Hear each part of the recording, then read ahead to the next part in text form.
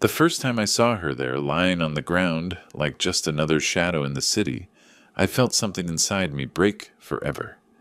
It was a Friday night, one of those nights where the cold chills you to the bone even when you are wearing a coat. I had just gotten off the bus with my hands still shaking from the exhaustion of the trip. I just wanted to get home, make some hot coffee, and rest a little before sleeping. I did not expect to find anything out of the ordinary on that 5-block walk. But that night, God had other plans. I saw her from afar, a hunched shape on the corner between two cardboard boxes.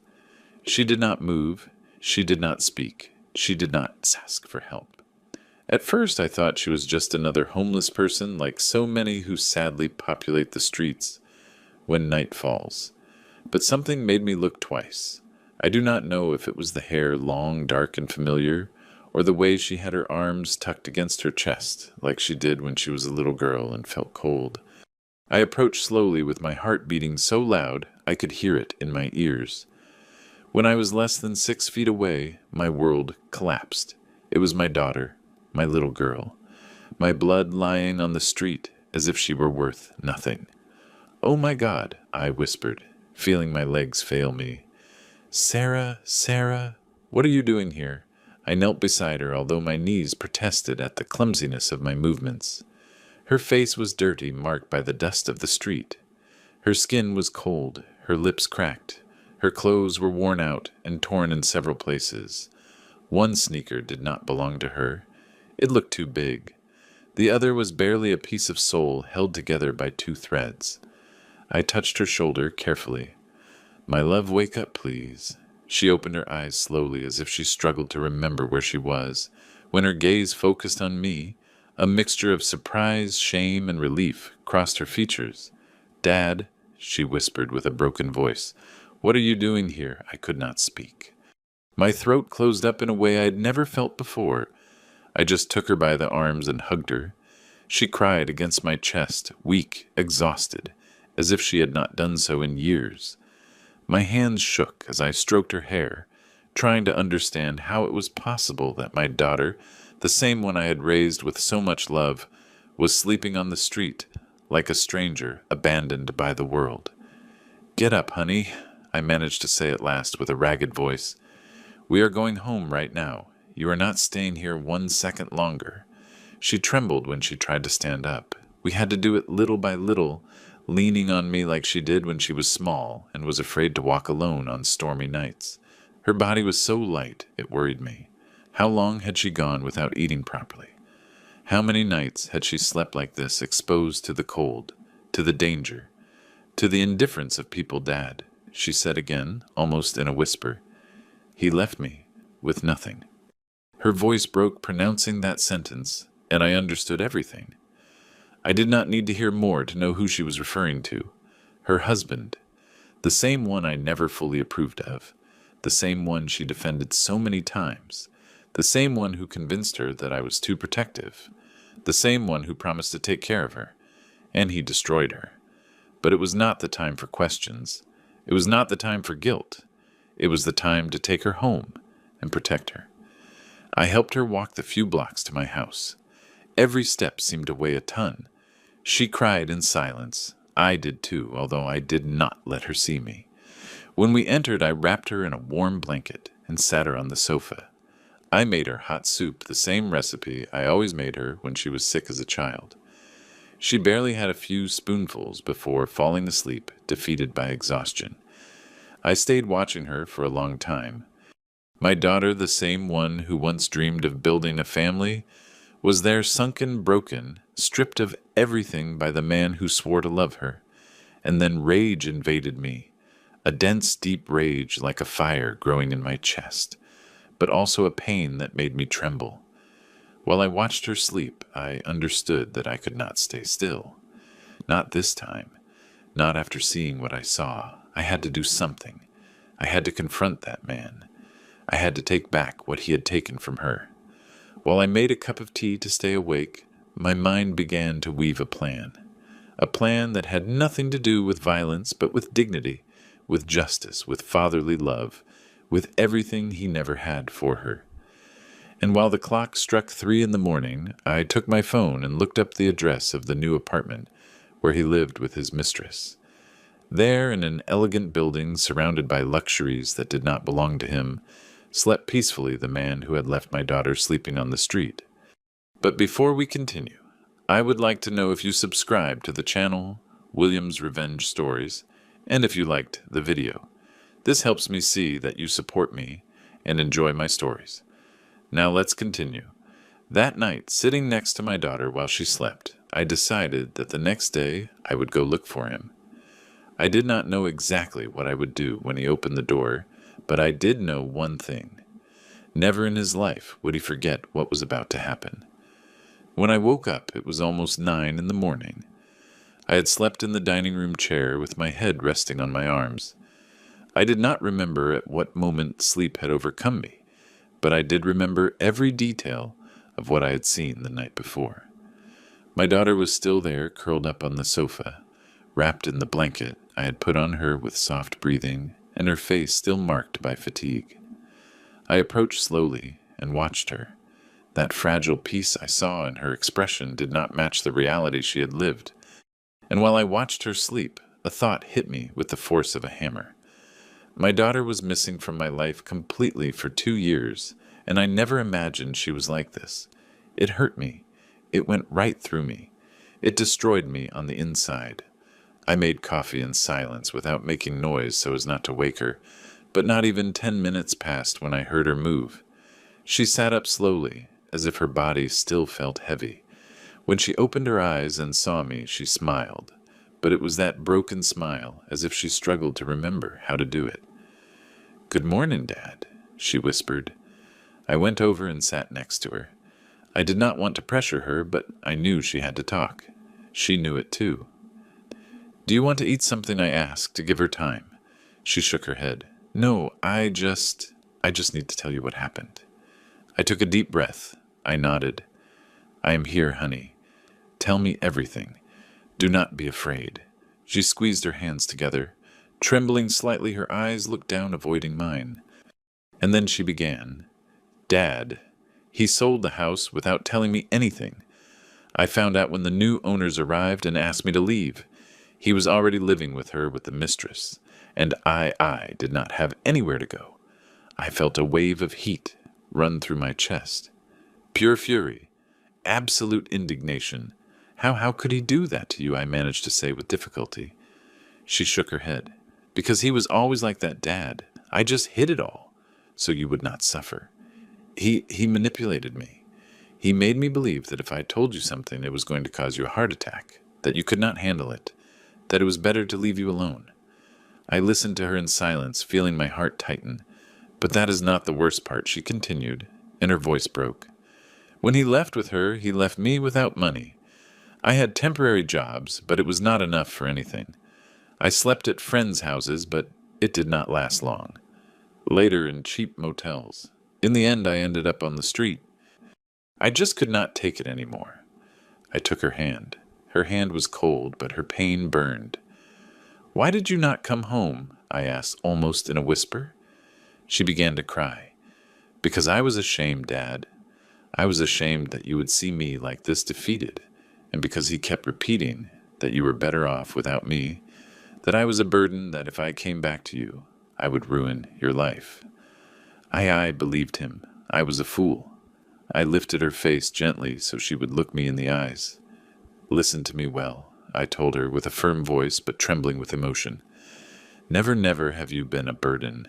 You are my daughter, my family, my blood. I would have crossed the world to help you. How could you think I would be better off without you?" She broke down. Her crying flooded the room. Her pain mixed with my helplessness. I hugged her while her body shook. "I am sorry, Dad," she repeated over and over again. "I am sorry." "You do not have to apologize, honey," I replied, stroking her hair. "You did not do anything wrong. You were a victim of a soulless man, but now you are here with me, and you will not spend one more night on the street, I swear to you." She stayed there, hugging me for long minutes. When she finally calmed down, she took a breath and added, "He lives in the Oaks condominiums, with his wife, his mistress. Now they say they are expecting a child. That is why he sold the house so fast. He wanted money for his new life, his new life. The phrase pierced my chest like a bullet. So that miserable man had traded my daughter for a younger woman and a more comfortable life without remorse, without guilt, without mercy. I got up from the sofa and began to walk around the living room, unable to control the rage boiling in my veins. My daughter looked at me, worried. "Dad, what are you going to do?" I stopped. I stared at her. I felt my hands clench into fists. "I am going to do what I should have done a long time ago," I said with a deep voice. "I am going to go talk to him." She opened her eyes with fear. "Dad, no, please. He is dangerous. You do not know what he is capable of, and he does not know what I am capable of," I replied without looking away. She swallowed hard. "Promise me you are not going to do anything bad." I looked at her with tenderness, but with a certainty I did not remember feeling in years. "I promise you I will not do anything that hurts you. But I am not going to let the man who destroyed you keep living as if nothing happened." She lowered her gaze. I think she understood that my decision was irreversible. I went to my room, opened my desk drawer, and took out a folder where I kept important documents. I did not know yet what I was going to use, but I knew I would need something, anything, some proof, some data, some clue, because what that man did could not go unpunished. While I looked through papers, I heard my daughter's voice. "Dad, thanks for picking me up last night." I turned around. She was at the door with a fragile but true smile, and that smile gave me strength. "Sarah," I said with a soft voice, approaching her, "never think again that you are alone."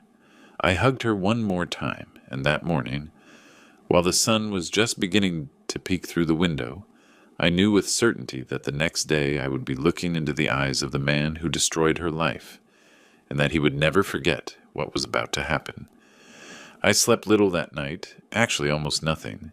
Every time I closed my eyes, I saw my daughter's face, dirty, tired, defeated, and then I saw the face of that man she had called husband for so many years, a man who used her, cheated on her, and abandoned her without any remorse. I got up before the sun fully came up. I made coffee. I put on a thick jacket and sat at the kitchen table, looking at the folder of documents I had taken out the night before. I still did not know what I was looking for, but something inside me told me that there were pieces of a puzzle there that I had not wanted to see in the past. While I reviewed old receipts contracts and a copy of my daughter's marriage certificate, I heard her soft steps behind me. She approached with an expression that mixed shame and relief. "Good morning, Dad," she murmured. "Good morning, honey. Could you rest?" She nodded, although her eyes said something else. "I slept better than in years," she confessed, and that pierced my soul. I poured her a cup of hot coffee, and we sat face to face. The morning light entered through the window and illuminated her face. It was like seeing a reflection of the little girl I once carried on my shoulders to take to the park, the same one who asked me for stories before sleeping. The same one who promised to call me every day when she went to live with her husband. But life had been cruel to her, too cruel. "Sarah," I said with a firm voice, "I need you to tell me everything you remember, everything, even what you think does not matter." She bit her lower lip, hesitating. Then she took a deep breath and nodded. "Okay, Dad, I will tell you everything." She settled in the chair as if preparing to open a box full of painful memories. He started to change long before leaving with her. She began, "At first I thought he was stressed about work, but no, he already had a relationship with that woman. I was the fool who did not want to see it." "You are not a fool," I interrupted gently. She continued ignoring my comment. "One day he arrived furious and told me that the house had to be put in his name. He yelled at me, he insulted me, and I accepted. I still do not know why I did it. Maybe I was tired, or maybe I was afraid of being alone. I clenched my fists on the table. "And when did he sell the house?" "A month later," she replied, lowering her gaze. "He told me the sale was for a project." "But I did not see a single cent. When I asked him, he yelled at me that it was none of my business. Then he disappeared for 2 days, and when he returned, he was already planning to leave with her. My breathing became heavy, and no one helped you. No lawyer, no friend. He convinced me that if I reported him, he could say that I was mentally unstable and that I would lose any right. He even said he could take away my last name. He terrified me. Dad, I felt something I could not describe. It was not just rage. It was an ancient, deep, almost primitive pain, as if the injustice committed against my daughter had been nailed into my own skin. I got up from the chair without wanting to, driven by the need to walk. She looked at me worried. Dad, what are you thinking? I am thinking, I said with a racing heart, that man is going to pay for everything he did to you. That I'm going to look him in the eyes and I'm going to remind him who I am, and that I am not going to allow him to destroy your life again. Never again. She stayed silent. Then slowly she spoke. Dad, I am scared. I turned and looked at her with tenderness. You do not have to be scared. Not while I am alive. She got up and hugged me. Her body trembled mine too. We were two wounded souls trying to find strength in each other. When she pulled away, I thought she wanted to rest, but she went to her bag and took out an envelope that was crumpled and almost torn. I found this a long time ago, she said. He does not know I have it. I kept it without knowing why, but maybe it will be useful to you. I took it in my hands. I opened the envelope carefully. Inside were copies of printed emails, contracts, text messages, all related to the sale of the house. There were suspicious bank movements, deposits to unknown accounts, and one thing that caught my attention. A message from the mistress telling him, sell it now. We need it to close the deal on the apartment. I rested my hands on the table. I felt that everything fit, every piece, every deception, every lie. That man had not only abandoned my daughter, had not only manipulated her, had not only left her on the street, he had scammed her. He had stripped her of everything that was hers, and on top of that, he had used that money to build his new life. I stood for a long minute looking at those papers. There was the beginning of my path. There was my weapon. There was the door to destroy what he had built. I returned the papers to my daughter and caressed her face. Honey, thanks for trusting me. She smiled weakly. What are you going to do with that, Dad? I took a breath. I'm going to get justice, but not with blows, not with violence. I am going to do it as it should be done, with intelligence, with strategy, and with calm. I took a step toward the window and looked out. Today I am not going to go see him yet, I added. Not until I have everything I need. But soon, very soon, he is going to know what it is to face a father who has seen his daughter suffer. She approached, rested her head on my shoulder, and murmured, Dad, I am afraid he will hurt you. I smiled without looking at her. Do not worry. He is not going to touch me. He will not be able to. My hands closed into fists. The plan had been born. One that he would never see coming. One that would change his life forever. I spent the morning reviewing every document my daughter had kept in that crumpled envelope. They were loose pieces, fragments of a puzzle that finally was beginning to show a clear picture. But I knew that if I wanted to unmask that man, I could not stick only with loose papers and suspicions. I needed solid proof, witnesses, details, and to know up close the fake life he had built using my daughter's suffering. At 3 p.m, I took my coat, put the documents in a folder, and went out. My daughter was taking a deep nap. Her body needed rest. Her soul did too. I did not want to wake her. I left her a note on the table. Sarah, I went out to fix some things. I will be back soon. Rest? Dad. While I walked to the bus stop, I felt a mixture of anguish and determination. I did not know exactly what I was going to find at the Oaks condominiums, but I did know that I would not return home until I had enough information to take the next step. The ride was long. The building was in an elegant area of the city, very far from where my daughter and I lived. I remember that while the bus moved forward, I saw expensive houses, luxury cars, and people with smiles of superiority, as if life had never been cruel to them. I asked myself how many lives my ex-son-in-law had crushed to get to this place, how many lies he had told, how much damage he had caused.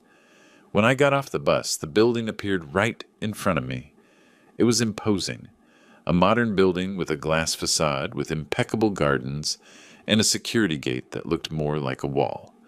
The contrast with the place where I had found my daughter was violent. It was obscene.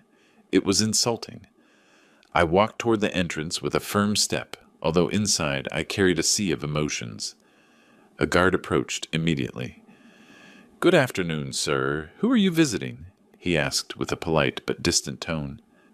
"I am here to see Alex," I replied, using my ex-son-in-law's name, feeling how my voice acquired an edge I did not know it had. The guard checked a list on a tablet. "Your name?" I gave him my full name. I waited. The guard frowned. "You are not registered for any visit. Of course not." That man would not allow even my memories to get close to his new life. "I just need to leave him some documents," I said, keeping my cool. "They are important. I can wait in the lobby." The guard hesitated. He looked me up and down. I must not have given the impression of danger. I was a man of almost 70 years with a folder in my hand. After a few seconds, he nodded. "Okay, but you cannot go up without authorization. Wait here." I entered the lobby. The cold, perfumed air hit me in the face. There were luxurious armchairs, shiny floors, modern lamps, everything my daughter had lost. I sat down, took a deep breath, and watched the people entering and leaving. Young couples, executives, a pregnant woman, all with perfect lives, or at least lives without the hell my daughter had lived. 15 minutes later, I heard a familiar voice. It was not my ex-son-in-law's. It was a woman's voice. "Are you Sarah's father?" I turned around. It was a neighbor. I knew it instantly. She was carrying a bag with groceries, wearing elegant clothes, and had that expression of someone who knows too much, but does not know if she should speak. "Yes," I replied, standing up. "I am her father." She looked to the sides as if fearing someone would hear.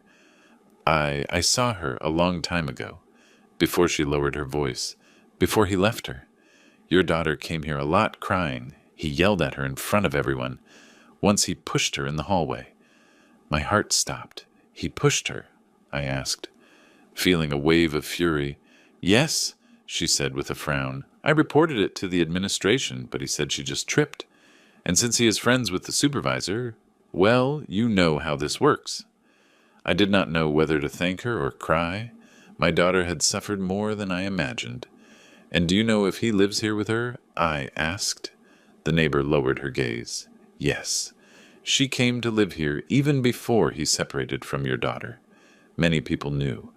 Everything was an open secret." I lost my breath for an instant. The deception had been deeper and more brazen than I thought. The woman came a little closer. "Your daughter did not deserve that," she said firmly. "Nobody deserves it. But he believes he is untouchable." Untouchable. That word echoed in my chest. "Thank you," I replied with a low but firm voice. "Thank you for telling me." She nodded and walked away, leaving me alone with thoughts that were no longer thoughts. They were fires. They were knives. They were decisions. I looked at the elevator. I knew I could not go up. I knew that today I could not confront him yet. But I did need to see more. So I left the building and walked around the structure looking for signs of his life from the outside. And there he was on the 4th-floor balcony, him my ex-son-in-law. He was laughing with a glass in his hand, laughing as if life belonged to him, as if he had never hurt anyone. And by his side was the mistress, the woman for whom he destroyed my daughter, the woman who was heavily pregnant. There was music, there was celebration, there was happiness. I felt something inside me split, because while they celebrated their new life, my daughter was sleeping in my house after having lived on the street. I did not move a single muscle. I just watched until he went back inside the apartment, not imagining that from below the man he should have never despised was watching him. That day, as I walked away from the building, I understood everything. I was not going to hit him. I was not going to insult him. I was not going to confront him like a furious old man. I was going to destroy him with the same calm with which he destroyed my daughter. But unlike him, mine would not be cowardice. It would be justice. I walked back home slowly with the folder pressed against my chest and my mind full of images I could not erase. Every step seemed heavier than the last. The echo of the laughter I had heard on that balcony kept pounding inside my head like a hammer. Years had passed since I felt such an explosive mix of hate, pain, and determination. When I arrived, the sun was going down, the house was silent. But that silence was not empty. It was the silence of peace my daughter needed. I approached the sofa where she had slept the night before. This time she was awake, staring out the window as if trying to understand at what moment her life had broken. "Sarah," I said softly. She turned her head and smiled, but that smile hurt. It was a smile of gratitude overshadowed by sadness. "Dad, you're back." I sat next to her. There was a long silence between us, one of those silences that speak for themselves. She knew I had gone to the building. I knew she wanted to ask, but neither of us spoke at first. Finally, I took a deep breath. I saw him. She tensed her shoulders. Him, yes, him and her. She looked away and pressed her lips together as if she wanted that conversation to end quickly. I did not blame her. Reliving that pain was like opening a freshly closed wound. "They seem happy," I added without emotion, as if the words had no owner. She closed her eyes for a moment. "I knew it," she whispered, "but it hurts anyway." I took her hand and squeezed it. "Honey, you do not deserve to carry this shame. You do not deserve to carry his trash on your back. He did not destroy you because you were weak. He destroyed you because you are good. And good people sometimes trust the wrong person." Her eyes filled with tears, but she did not cry. She stayed still, listening. "I do not want to avenge you out of anger," I continued. "I want to do it because he owes you, because he snatched your home, your dignity, your peace of mind, and because I, as your father, am not going to die without making sure you get your life back." Her lips trembled. "Dad, please do not do anything that puts you at risk." "I will not," I replied firmly. "I am not an impulsive young man anymore, and I do not need to yell at him or touch him to destroy him. What I will do, I am going to do well. I am going to do it like a man who has lived long enough to know that justice is more powerful than rage."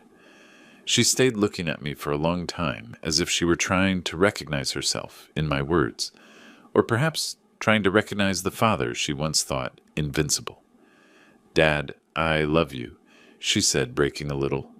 I hugged her, a long, real hug, one of those that hold the soul together. I felt her tears on my shoulder, and I thought that, although the world had been cruel to her, I would never allow it to trample her again. When she calmed down, I helped her stand up. She walked to her room with slow steps, but more secure than the day before. I stayed alone in the living room. I looked at the folder on the table, the documents, the messages, the proof of the betrayal. And there in that heavy silence, I felt the clarity I had been waiting for since the moment I found her sleeping on the street. It was no longer just pain. It was no longer just rage. It was a purpose so solid it seemed part of my own body. I approached the window.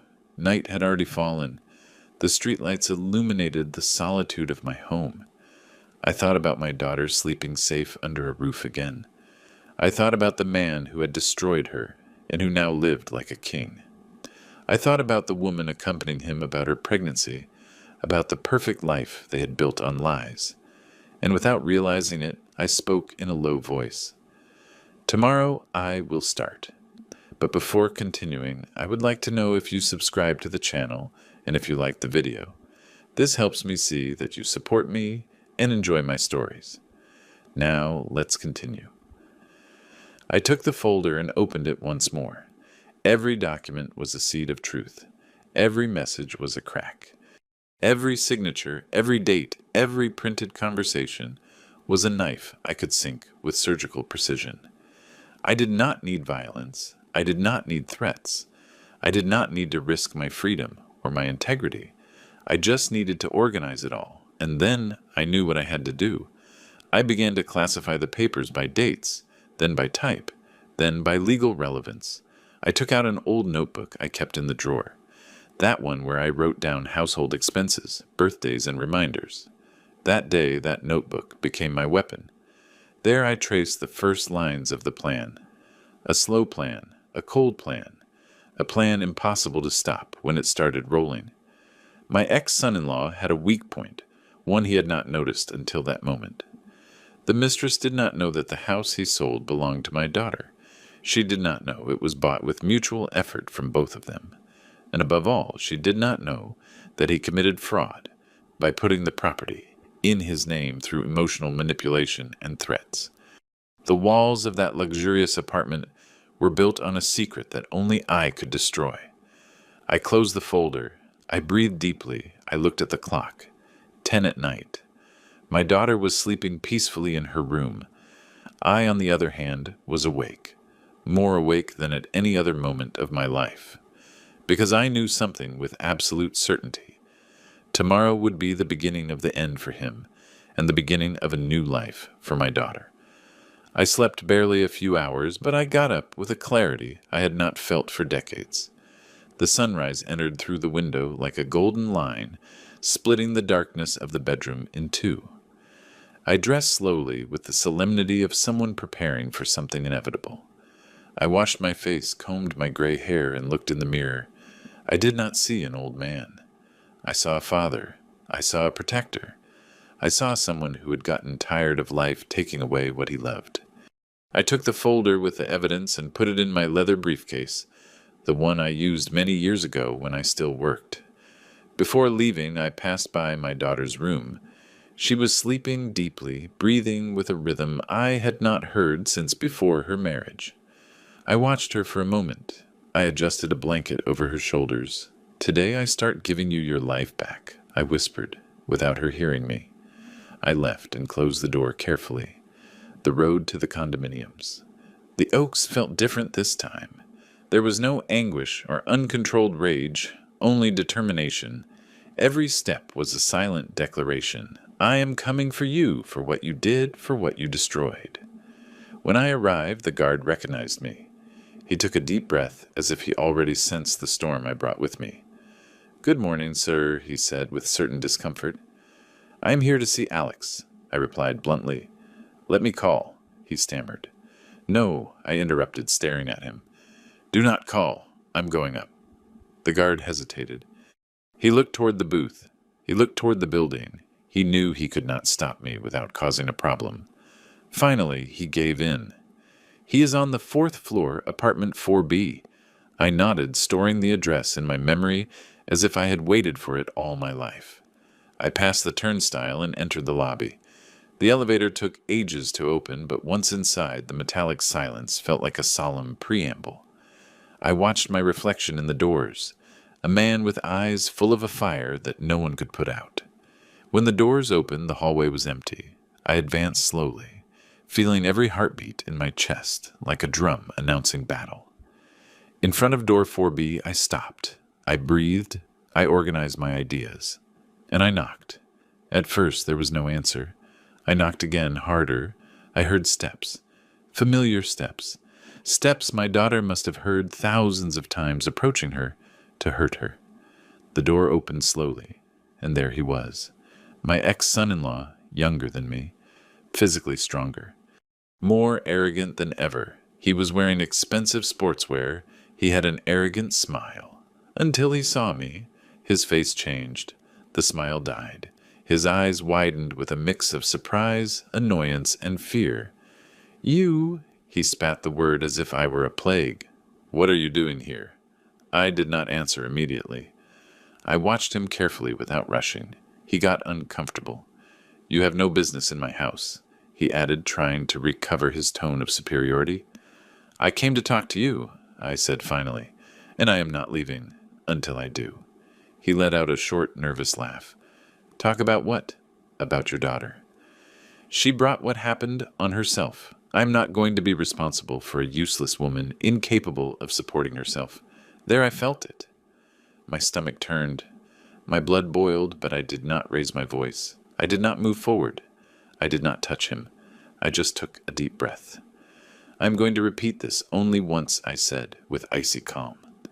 "Speak about my daughter with respect, or it will be worse for you." He frowned. "Worse? Are you threatening me, old man?" "No," I replied, locking eyes with him. "A threat is saying something that might happen. I do not work with might. I work with facts." He laughed again, now louder. "And what are you going to do? Hit me? Call the police? Tell the world your daughter is a failure?" That was the exact moment I understood why my daughter had broken, why she had fallen so low, why she had been afraid to come home. That man had no soul. "Let me in," I ordered. "No." "Then I will speak here," I replied, lifting the briefcase a little. His eyes locked on it. The fear returned. "What do you have in there?" "What should worry you?" I replied. "Proof documents, messages, illicit transactions, conversations with your mistress before you left my daughter, and most interesting proof that you committed fraud with the sale of the house, a property that legally should have never been in your name." He paled. I saw him swallow hard. I saw him wobble for a second. "You do not know what you are talking about," he stammered, taking a step back. "No," I smiled slightly. "I know everything, and what I do not know, I will find out.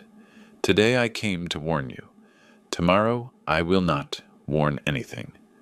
He was breathing fast. He looked inside the apartment nervously. Someone was moving in the kitchen. The mistress. Then I knew he did not want her to hear. "Listen well," I said, leaning just a little towards him. "My daughter slept on the street, alone, hungry, broken, while you were here playing rich. That is over. You cannot prove anything," he tried to reply, but his voice was shaking. "Today I am not coming to prove it. Today I am coming to tell you. Tomorrow will be different." He opened his mouth to say something else, but he could not. He stood there paralyzed, looking at the man he thought was weak just for having gray hair. I smiled, a small, controlled, dangerous smile. "Enjoy your day, Alex. You have few like this left." I turned around. I walked toward the elevator. I did not look back. I did not need to. I had fulfilled the first part. He already knew I had found him, and he knew, although he would not admit it, that this time he could not escape. The elevator descended slowly, and while the lights on the panel went down from 4 to 3, then to 2, I felt how my breathing stabilized again. I had not lifted a finger against him, but I had seen him tremble. For the first time, Alex understood that no one else's hand would shake but his. Justice, sooner or later, arrives, especially when a father stops being silent. When I left the building, the morning shift guard looked up. His look was different from yesterday, a mix of respect and surprise. "Everything okay, sir?" he asked cautiously. "Not yet," I replied, "but soon." I walked to my car and sat without starting the engine. I took the folder out of the briefcase and reviewed the documents again. Every bill, every transfer, every forged contract, everything fit perfectly. Alex had always been careless when it came to other people's money. He thought laws were for fools, that there would never be consequences. His biggest mistake was always his arrogance. I turned on my phone and checked the messages that had arrived from the lawyer's office. He worked with surgical precision. He had obtained a preliminary order to review the sale of the house. Also, a judge had agreed to study the possibility of freezing Alex's assets until it was determined if the transaction had been fraudulent. A smile appeared on my face. It was not revenge. It was balance. It was justice. However, before continuing with my plan, I had to go back home. I wanted to make sure my daughter was okay. I stopped by the neighborhood bakery and bought fresh bred orange juice and some fruits she always liked as a child. That small gesture made me feel like we were recovering something lost. Upon entering, I heard noise in the kitchen. I approached slowly. There she was, with her back turned, making coffee. When she turned around and saw me, her face lit up. "Dad, I thought you were still sleeping, she said with a shy smile. I went out early. There were things to resolve, I replied, leaving the bag on the table. She came over to hug me. Her skin smelled of soap, and her hug trembled, but it was sincere. That fragility broke my soul. No one should do that to another human being, much less to the person with whom they said forever at an altar. Did you sleep well? I asked, breaking the silence. Much better than in years, she replied, looking at the cup in her hands. Dad, I do not know how to thank you. You do not need to thank me for anything. I am your father. I am here to hold you when the world falls apart. She took a deep breath, as if that phrase had healed her a little, but I know that inside her there was a knot that would take time to untie. After having breakfast together, she went up to shower. I took the opportunity to call Samuel, my lawyer, an old friend. Ready for the next phase, he asked, as soon as he answered. Ready, I replied. I want to present everything today. Perfect. I will wait for you in my office in an hour. I hung up, put on my jacket, and looked toward the stairs. I'm going out for a moment, I told my daughter. I will be back in a short time. She nodded without asking anything. She knew I was pulling invisible strings for her, and she trusted. I left the house with a firm heart. There was no turning back. Samuel's office was downtown in an old but well-preserved building. When I arrived, he already had everything ready on the table. Folders, recordings, neighbor statements, certified copies of documents. Michael, what you have here, Samuel said, adjusting his glasses, is enough to sink him legally. Not only for the fraudulent sale, also for financial abandonment threats, and the history of manipulation we can prove with witnesses. I do not want to ruin his life for sport, I replied. I want him to pay for what he did, and I want my daughter to get back what is hers. Samuel nodded. Then we are on the right path. I signed several documents. Every signature was like taking another brick away from the castle of lies where Alex lived. When we finished, Samuel leaned back in his chair. Do you want us to notify him today? He asked. Not yet, I replied. Before that, I must do something else. Samuel raised an eyebrow. Something legal. As legal as breathing, he smiled. He knew I was a man of principles, but he also knew there were limits that once crossed by others demanded forceful answers. Back in my car, I thought about the inevitable. Sooner or later, my daughter would have to face her past face to face. But before that, it was Alex who had to feel the ground crumbling under his feet. I returned to the Oaks condominiums. The guard looked at me surprised. Here again, sir, relax, I said. I am not coming to talk to him. Oh, okay, he replied with relief. I arrived at the underground parking. I knew which car was his. A black sedan he showed off as if it were a throne on wheels. I approached and took something out of the briefcase, a laminated sheet that could not be ignored. It was a copy of the legal complaint with the court's date and stamp. Not the original, but enough to give him a nervous breakdown. I placed it carefully on the windshield under the wiper. Then I stepped back a few steps and watched the car from afar. No one else noticed, but I did. That paper was the beginning of the end. When I got on the elevator to return to the surface, my phone rang. The name on the screen froze me. Alex, I answered without saying anything. Old man, he said with a broken voice. What did you do? What is that paper on my car? Why are you messing with my life again? I smiled. But it was a sad, tired smile. Why did you mess with my daughter? I replied. You cannot do this to me, Michael. You cannot. His breathing was agitated, as if he were on the verge of a panic attack. Let's talk. Please. We already talked today, I replied calmly.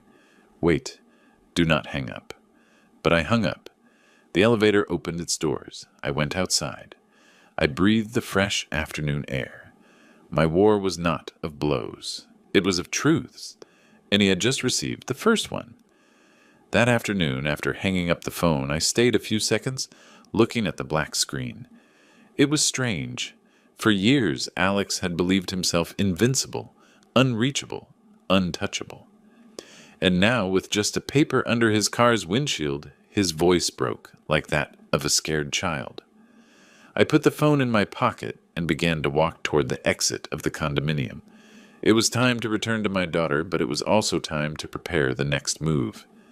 The paper on his car was not a threat. It was a warning, a small glimpse of the abyss opening under his feet. As I walked away, I heard hurried steps behind me. I turned my head, and there he was, Alex, breathing with difficulty, as if he had run several floors down the stairs to catch me. He was sweating, shaking, and his arrogance, the one that had fed him so much, was nowhere to be found. "Michael, wait," he said, raising a hand. I stopped not for him, but for what that moment represented. For the first time in his life, he was the one chasing another. "What do you want?" I asked with a neutral voice. "Can we talk between men, between adults?" He stammered, swallowing saliva. "We already talked today," I repeated without moving. "Not like this, not with that paper." "What is that?" "What kind of lie are you inventing?" I took out the briefcase and, without opening it, completely let him see the edge of the documents inside. "Nothing you did not cause yourself." Alex stepped back. His face contracted in a mix of fury and fear. "You cannot destroy my life," he said in an almost desperate murmur. "Like you destroyed my daughter's," I replied, staring at him. "Like you left her homeless. Like you abandoned her. Like you pushed her. Like you humiliated her, so she would never come back to me. Is that what you want us to forget?" He opened his mouth but had no answer because the truth cornered him more than any blow. "That is in the past," he tried to say, recovering a little air. "We have to look forward. You looked forward when you sold what was hers," I replied, taking a step toward him. "Now it will be your turn to look back at everything you did, and this time you will not be able to hide." He tensed. "Michael, I have a life now, a son on the way. I do not want problems. I did not want them either," I answered coldly. "But you created them, and the difference between you and me is that I take responsibility for what I do." He remained silent, but his breathing betrayed that he was on the verge of collapse. That man who had made my daughter cry so many times was now afraid of a few sheets of paper. Without saying more, I turned around. He did not follow me. He did not dare. On the way home, I called Samuel. "I want to see the mistress," I told him. "The mistress?" he repeated, surprised. "Yes, I need her testimony. Even if she does not give it officially, I need her to know who she is living with." Samuel sighed. "Michael, that can complicate." "I know, but it is necessary. He knew he could not stop me." "Okay, I will send you her address."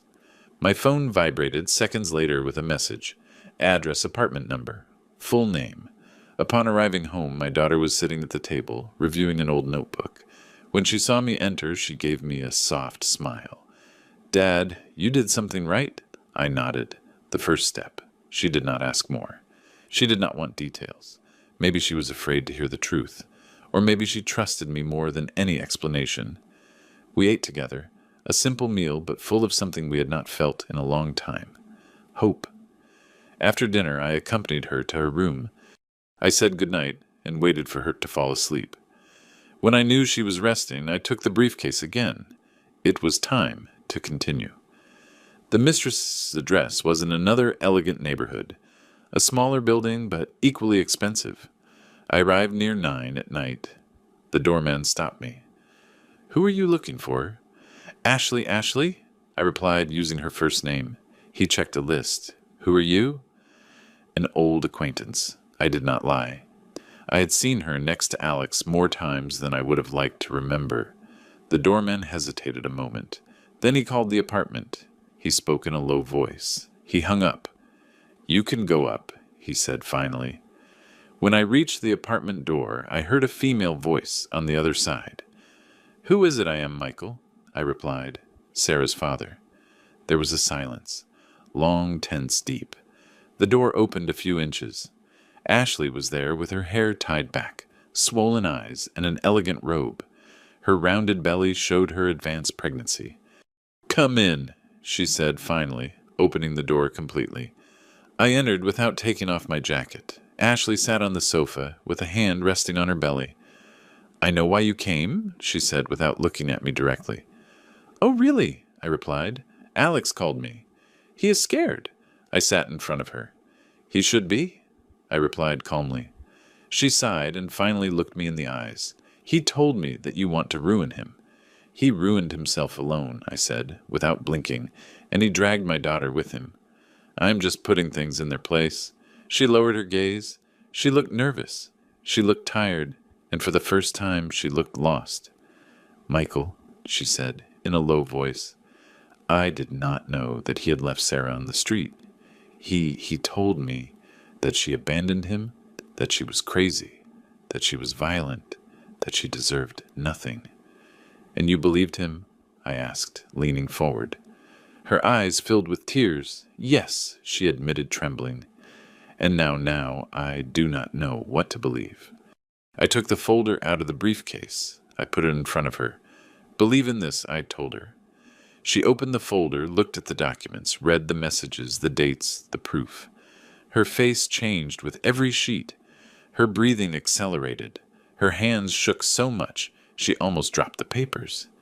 My God, she whispered. Ashley, I said softly, I did not come to ask you for anything. I just came to show you the truth. What you decide to do later is up to you. She looked at me with red eyes. He told me that you were violent, that your daughter left because you were a bad father. Did he tell you that? I asked with a bitter smile. Yes. Then you already know who Alex is, I replied, standing up. A man who always needs a monster to justify his mistakes. She broke down crying. She cried as if her world had collapsed. And in silence I knew I had achieved something deeper than any legal blow. I had broken the only emotional refuge Alex had. When I left the apartment, I took a deep breath. The night air was cold but liberating. Alex did not know it yet, but what I did that day would be impossible to reverse. The next morning when I woke up, the house was silent. The sun entered through the dining room window, illuminating the table where my daughter used to sit and write in a notebook that was already worn by so many tears. I made myself a coffee and stayed a moment watching her bedroom door. She was still sleeping. She looked so calm when she rested, so different from the broken woman I had found lying on the street. I took a sip and looked at the clock. At 8 sharp, the phone vibrated. It was Samuel. Michael, he said bluntly. Alex went to the precinct this morning. To report me, I asked with an almost amused tone. To report that he is being extorted. But before he finished speaking, someone else appeared, who Samuel paused, as if savoring the moment before saying it. Ashley, you had an immediate effect on her. She went to the precinct with the folder you left her. With everything. I closed my eyes for an instant, not out of surprise, not out of relief, but for something I had been waiting to feel for a long time. Justice. And what did the officer say? I asked. That Alex's complaint does not proceed. And now, his voice became lower. Now they have 2 lines of investigation open, one for fraud and another for psychological violence and financial abandonment toward your daughter. I said nothing. I just inhaled deeply. This is just starting, Samuel added. Get ready. He is going to call you. Let him call, I replied. I hung up. Not even 10 minutes passed when the phone vibrated again. The name Alex blinked on the screen. I answered. What did you do? He yelled without even breathing. What the hell did you tell Ashley? Why did you bring the police into this? I only showed the truth, I said with a calm voice. Lie, he spat. You manipulated everything. You confused her. You poisoned her. Alex. She read your messages. Your own history poisoned you alone. There was a tense silence. I heard his accelerated, almost irregular breathing. Do not ruin my life, he said finally, with a tone bordering on begging. You ruined my daughter's life, I replied without raising my voice. What happens to you from now on is not my business. He hit something. A door slammed a piece of furniture I do not know, but something broke. And I am not talking about wood. Michael, we have nothing to talk about, I answered, and I hung up. Mid-morning, my daughter came out of her room. Her eyes were still swollen from tiredness, but she brought a serenity I had not seen in years. "Good morning, Dad," she said, approaching the table. "Good morning, honey," I replied. She made herself some tea and sat in front of me. "I dreamed of Mom," she whispered. "She told me everything was going to be okay, that you were going to know what to do." I felt a lump in my throat. "Your mother was always wiser than me," I said. "And she always adored you." My daughter smiled, a small, fragile, but real smile. "Dad," she murmured, "did something happen?" I nodded. "The police are investigating Alex." She opened her eyes, surprised. "Really?" "Yes," I replied firmly. "And Ashley brought proof." My daughter put her hands to her mouth. "Does she knows everything." "Now she does." My daughter lowered her gaze. "Dad, I did not want to ruin her life. I just wanted her to let me live in peace." "Sarah," I said softly, calling her by her name. "He ruined his own life. You're just getting yours back." She cried in silence, clean tears, not of pain, but of relief. At 5 in the afternoon, Samuel arrived at the house. He brought a folder and a serious face. "Michael," he said upon entering, "this is moving faster than I expected." What happened now? He sat at the table and opened the folder. Ashley presented her voluntary statement. She said Alex lied to her about everything related to Sarah, that he hid the sale of the house from her, and that he manipulated her to keep her away from any contact with you and your daughter. I looked at Samuel attentively. "And what else?" Samuel took a deep breath. "She said that last night when she saw the proof you showed her, he threatened her. Not physically, but psychologically. He yelled at her. He told her that if she spoke, he would make sure she suffered consequences." I clenched my fists. "That coward never changed." "Ashley made it clear she fears for her safety," continued Samuel, "and being a pregnant woman, that weighs heavily in the report." I stayed silent for a few seconds. I felt a mix of sadness and cold justice, like a scale finally beginning to balance. "Are they going to summon him?" I asked. "More than summon him," replied Samuel, closing the folder. "They already did. He has to present himself tomorrow. If not, they will issue a warrant." I nodded slowly. Michael added, Samuel, looking at me seriously. "You have to be prepared. Alex is not going to give up easily, I know," I said, "and you also have to be ready for the reaction of his in-laws. They have always protected him." I smiled, with a calm that even surprised me. "They do not know what I know." Samuel held my gaze. He did not ask more. He knew my silence meant the end was near. That night my daughter and I had dinner together. The food tasted different. Not because there was something special on the table, but because there was peace, something I had not felt for a long time. While we drank coffee, she asked, "Dad, what is going to happen when Alex faces all that?" "Whatever has to happen," I replied. She nodded, but then added, "And you? Are you going to be okay?" I looked at her with tenderness. "Honey, I started this for you, and I will finish it for you." She got up, went around the table, and hugged me tight. It was eternal seconds, of those one keeps forever. "Thanks, Dad," she whispered. "Do not thank me," I replied. "I am just doing what any father should do." When she went to sleep, I remained sitting, looking at the window with the streetlights reflecting on the glass. Tomorrow would be an important day, one Alex could not avoid, one that would change the course of everything. And while the clock advanced, I knew what was coming would be definitive. I woke up before the alarm rang, not because I was anxious, but because I knew I could not receive this day asleep. I got up, slowly made coffee, and stayed a long while watching the steam rise from the cup. It was curious how, after a whole life of working, raising children, losing my wife, and facing so many storms just today, my heart beat with a strange calm, a calm that only appears when one knows the truth is finally about to win. The house was silent. My daughter was still sleeping. Despite all the suffering in the last few nights, she had finally managed to rest. Her breathing from the hallway sounded serene. That more than anything else gave me strength to keep going.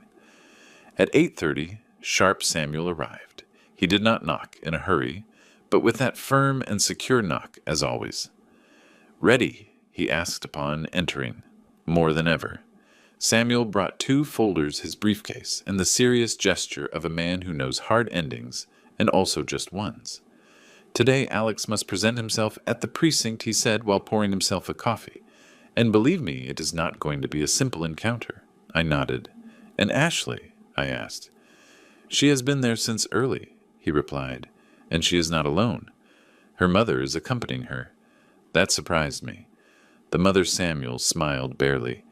"It seems last night Ashley talked to her, and she told everything she had lived. What he told her, what you showed her, what he had done with your daughter." The image hit me hard. A pregnant woman, young, trembling, confessing she had been living with a manipulative man without realizing it, and her mother holding her, listening to a story no mother would want to hear. "She wants to testify too," added Samuel. "She claims that months ago she saw signs but did not know how to interpret them." I let out a long sigh. "Then today everything will be known," I said. Samuel denied softly. "A part. But it will be enough for Alex to stop pretending to be a respectable man." At 10 we left for the precinct. The place was busier than usual. There were voices, whispers, people entering and leaving, and there, sitting with her gaze down, was Ashley. I had not seen her since that night. Her hands rested on her belly, and it was clear she had cried recently. I approached slowly. "Ashley," I greeted with a warm tone. She looked up. Her eyes were red, but in her expression there was something more than sadness. There was decision. "Mr. Michael," she whispered, "thank you." "Thank you for opening my eyes," I denied softly. "Do not thank me. You opened your eyes alone. I showed you a mirror." She pressed her lips together and nodded. "My mom is inside," she said. "She is talking to the officers." "Good," I replied. "It is important." At that moment, the precinct door opened suddenly. Alex appeared. He was dressed well, as always, but his appearance was far from his usual arrogance. He had a wrinkled shirt, messy hair, and agitated breathing. But the most shocking thing was his look, a mix of fear, rage, and desperation. When he saw Ashley, his face tensed. When he saw me, he lost color. "You," he spat between his teeth. "So you did it. You turned everyone against me." "No, Alex," I told him calmly. "You did it alone." Ashley stepped back when he approached. Instinctively, I put myself in front of her. "Alex," I warned him, "not one more step." He looked at me with a hatred I had never seen in anyone. "You destroyed my life," he said. I tilted my head a little. "No. I just stopped allowing you to destroy my daughters." Samuel took a step forward. "Alex, it is time. Go inside." He stayed still as if his body refused to move. "I am not going to declare anything he said." "Perfect," replied Samuel. "We will do it without you." That "we will do it without you" hit him more than any insult. Inside, the scene was different. Ordered, cold, official. Statements were taken one by one. First, Ashley spoke. I heard her from behind the glass. Her voice was soft but firm. She told everything. The yelling, the lies, the manipulations. The nights Alex made her feel responsible for everything he did. She spoke about the sale of my daughter's house, about how he had deceived her, telling her Sarah did not want to fight for anything. And finally she spoke about fear. That was what impacted the most. The officer looked at her with empathy and wrote down every word. Then her mother spoke. Her statement was forceful. "My daughter changed since she is with him." I thought it was the pregnancy, but no, it was him. The officer finished the note with a serious expression. Alex was called next. The room became so silent, the typing of a computer could be heard at the other end. I was waiting in the hallway when suddenly the door opened and he came out furious. "They invented everything," he yelled. "Everything. It is a lie. She is manipulated by this old man." He pointed at Samuel, then at me, then at Ashley. "You two ruined my family." Alex said Samuel, with forced calm family, is not ruined by showing the truth. It is ruined by hiding it. Alex trembled from head to toe. I do not plan to lose everything for an exaggeration, he growled. You already lost it, I said softly. His jaw clenched. I saw something in his eyes I'd never seen before, the certainty that there was no way out. Hours later, we returned home. My daughter was making soup. She rushed toward me. How did it go? She asked. I looked at her, took a deep breath, and placed my hands on her shoulders. It is over, honey. He is cornered. He cannot hurt you any more. She stayed motionless. Then she began to cry, but it was a different cry, as if her body expelled years of retained pain. I hugged her. I felt her head tremble on my chest. Dad, why did it take me so long to leave him? She asked between sobs. Because you believed in love, I said. And that is not a mistake. She separated a little and looked at me with red eyes. Do you think I will be able to start over? I stroked her hair. You will. You are not alone. You will never be again. That night while she slept, I received a message. It was Samuel. Michael. A restraining order was just issued against Alex. Also, they will start the formal investigation process. Tomorrow I will tell you more. I read it several times. I felt immense relief.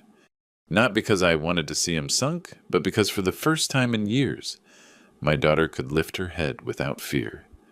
I poured myself a whiskey. I sat in the armchair and sighed, long, deep, liberating. Suddenly my phone vibrated again. It was an unknown number. I answered. Silence. Then a broken voice. Michael. It was Alex. I do not want problems, he said. I just want to talk to you. Man to man. Just that. I remained quiet. I am destroyed, he continued. I lost Ashley. My family does not want to see me. And now facing the law, I do not know what to do. I did not answer. I know you. His voice broke. You are right. I was a monster. That did surprise me. Michael, he swallowed saliva. I just want to ask for forgiveness. I do not know if it helps. I do not know if it changes anything. But I had to say it. I took a deep breath. Alex, I said with a firm voice, it is not me who has to forgive you. There was a long silence. I know he whispered and hung up. When I left the phone aside, I stayed looking at the wall. I did not feel satisfaction. I did not feel revenge. I just felt the circle had closed. My daughter was sleeping safe in the next room. Ashley, pregnant, was far from a man who could have destroyed her life.